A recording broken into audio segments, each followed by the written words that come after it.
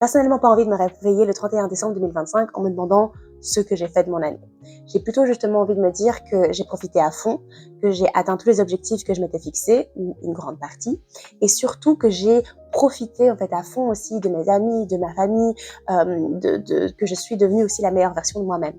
J'ai du coup mis en place un plan sur 3 axes, perso, pro et projet long terme, et je vous les présente ici.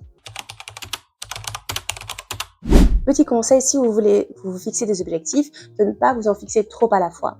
Maximum 1 à 2 par catégorie. Donc ici, je vais vous présenter les points que moi, je vais mettre en place pour cette année. Mais donc par catégorie, je vous conseille de prendre un petit carnet et de noter vraiment maximum 1 à 2 objectifs par catégorie. Sinon, on se disperse et en fait, on n'arrive à rien du tout parce que vous savez très bien que si on veut tout faire, au final, on finit par ne rien faire ou en tout cas faire un petit peu de tout, mais jamais très bien. Pour la partie perso, il y a 2 catégories. La partie moi, donc vraiment vous-même, et la partie plutôt entourage, donc tout ce qui gravite vraiment autour de vous, mais qui ne soit pas lié à du professionnel. Pour la partie moi, personnellement, je me suis fixé 2 objectifs. Le premier est relativement clair, c'est vraiment le fait de trouver un rythme au niveau de ma pratique sportive, donc vraiment de pouvoir évidemment avoir des objectifs, mais j'ai pas énormément d'objectifs, j'ai pas des objectifs en termes de poids ou en termes de shape, etc. C'est vraiment plutôt un objectif en termes de rythme, de vraiment pouvoir trouver mon rythme sur cette année-ci. Et évidemment, je pense que je verrai des progrès aussi. Le but n'est pas de stagner dans ma pratique, mais vraiment de pouvoir voir des améliorations, mais sans pour autant me fixer quelque chose où je mettrais la barre trop haut. Le deuxième objectif, qui est par contre un objectif beaucoup plus flou, mais je vais rentrer dans les détails, c'est le fait de diminuer un maximum ma charge mentale. En tant que maman, je ne sais pas si c'est le cas pour vous, mais on a une charge mentale énorme, on pense à énormément de choses, à ce qu'on va faire à manger, au ménage, à la partie pro, à la vie sociale, enfin bref, on a énormément de choses pour les enfants, pour nous-mêmes, pour notre conjoint, enfin bref. La charge mentale est quand même plus. En fait, on a toujours pensé à plein de choses et donc ça peut être relativement lourd parce qu'on s'oublie aussi soi-même. L'objectif pour moi cette année, ce sera vraiment de pouvoir diminuer cette charge mentale. Comment?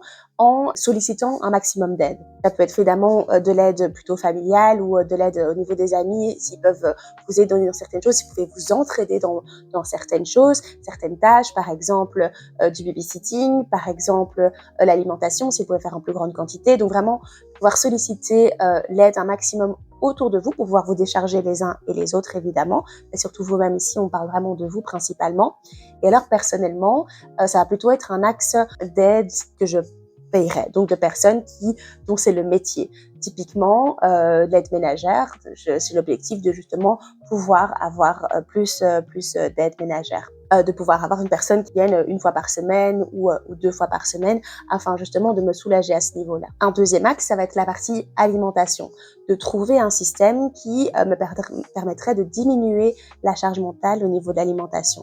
Vraiment, je n'aime pas faire à manger, donc c'est pas quelque chose en plus dans lequel je prends plaisir à faire, et ça prend énormément de temps de réfléchir au menu, si on fait des menus, évidemment de faire les courses, de faire à manger effectivement aussi, et surtout de faire en sorte d'avoir des menus équilibrés, des plats équilibrés pour nous et pour nos enfants. L'objectif, ça va être je pense à 2 choses principalement. Premièrement, de faire des courses commandées, donc des courses en ligne qui soient livrées par exemple, ou des courses on drive qu'on doit juste aller chercher en voiture ou même à pied en fait.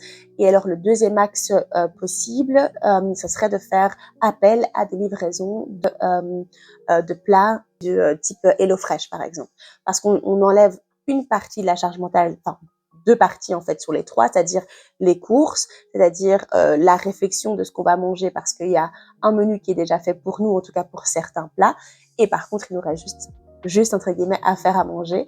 Le fait de faire appel à plus d'aide, donc aide ménagère, l'aide au niveau de l'alimentation, ça pourrait être d'autres choses évidemment dans votre cas, fera qu'il y aura une libération du temps.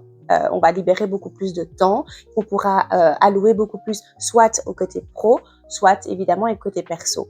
Donc seul objectif pour la partie entourage, vraiment tout ce qui gravite autour de nous, eh bien, ce sera évidemment de passer plus de temps tout simplement avec eux, d'enrichir justement les relations sociales et familiales, toutes les amitiés, etc. Que j'ai au maximum cette année. Je vous invite du coup à faire le même exercice. pour vous, quel serait le ou les objectifs que vous metteriez au niveau perso, au niveau de vous-même? Est-ce qu'il y a quelque chose au niveau physique, au niveau connaissance, au niveau du temps? Enfin, vraiment, quel serait le ou les objectifs que vous fixeriez? Encore une fois, vraiment essayer de prendre 1 à 2 objectifs tout au plus.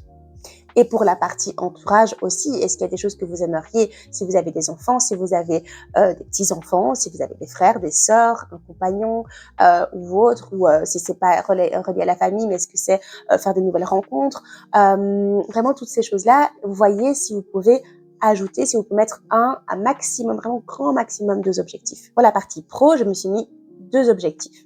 Bon, le soleil est avec nous, j'espère que ça le fait. Premier sera évidemment de stabiliser mes revenus. J'ai un métier qui est plutôt commercial et donc du coup, je travaille à la commission. Donc, ce sera intéressant pour moi de stabiliser ça, enfin de les augmenter évidemment, et donc d'avoir un revenu stable mensuellement. Et le deuxième objectif sera d'augmenter mes sources de revenus hors emploi principal. J'aimerais bien, par exemple, pouvoir avoir une chaîne YouTube qui soit monétisée, pouvoir avoir d'autres petits side jobs ou side hustles. Et donc, j'ai évidemment mis en place des objectifs qui sont chiffrés, évidemment, et j'aimerais que cette part de ressources autres que mon emploi principal puisse évidemment augmenter. Je vous invite à faire de même.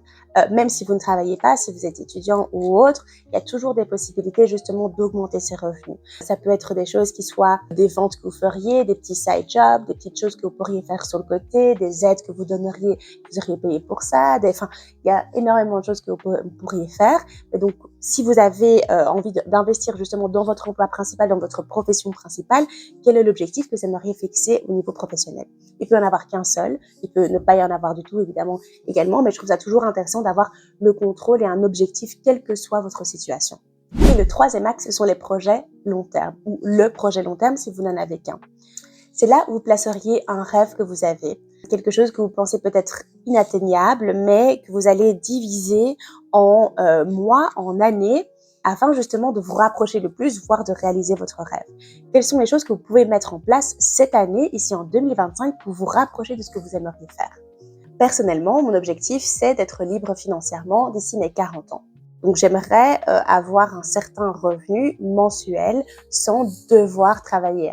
D'être lié à un employeur ou autre, de devoir en fait travailler. Donc, j'ai calculé un montant que j'estime être nécessaire dans mon quotidien pour pouvoir vivre, survivre et prendre soin évidemment de mes enfants. Ils sont pas encore en âge d'être totalement indépendants, enfin pas du tout en fait, ils seront encore des enfants. Encore une fois, comme ça, arrivant le 31 décembre, arrivant en fin d'année 2025, enfin, ou peu importe l'année dans laquelle vous regardez cette vidéo, eh bien, vous vous direz, OK, j'ai mis en place tout ça et je suis déjà allé one step further dans l'objectif l'objectif long terme ou mon projet long terme. Ça peut être plein de choses. Si vous avez envie de vivre à l'étranger, si vous avez envie de construire une famille, ça peut être des choses qui ne soient pas spécialement matérielles ou liées à un chiffre, quelque chose de financier.